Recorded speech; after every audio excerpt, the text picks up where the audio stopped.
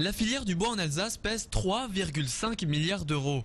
Elle s'est fortement développée avec les préoccupations environnementales et écologiques. Vous voyez de plus en plus de nouvelles constructions en bois ou de nouveaux systèmes de chauffage. Problème, malgré les 320 000 hectares de forêt alsacienne, ce qui en fait tout de même la 5e de l'Hexagone, il n'y a plus de bois exploitable dans nos forêts.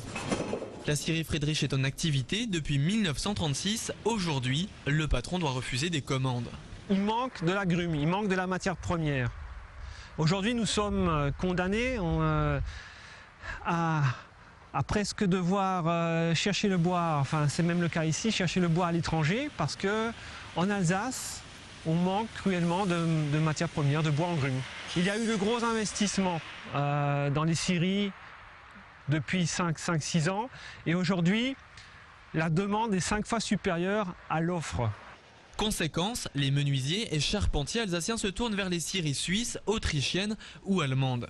Ces pays ont construit des méga scieries qui débitent chaque année 500 000 m3 de bois, 30 à 40 fois plus que les industriels alsaciens. Et tout cela à des prix bien plus concurrentiels.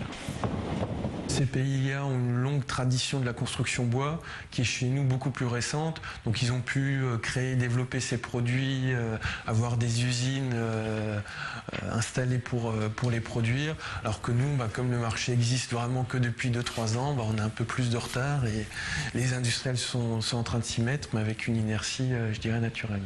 Solution envisagée, accroître l'activité sur les parcelles privées. Il y en a 80 000 hectares morcelés à travers la région, mais du bois pas toujours bien entretenu qui ferait perdre chaque année l'équivalent en production de 200 terrains de football. On pourra augmenter la récolte en forêt privée à condition de faire des chemins là où est-ce qu'ils font défaut. Et ensuite de mettre en place des systèmes, on a une prime actuellement à l'achat de forêt, pour que les petits propriétaires qui ne s'intéressent plus à la forêt puissent donc transférer cette forêt aux propriétaires motivés et qui signeront donc un document de gestion durable pour s'assurer que cette forêt sera effectivement gérée et gérée convenablement et de façon durable. Les pouvoirs publics souhaitent augmenter de 35% la production de bois d'ici 2020 en France.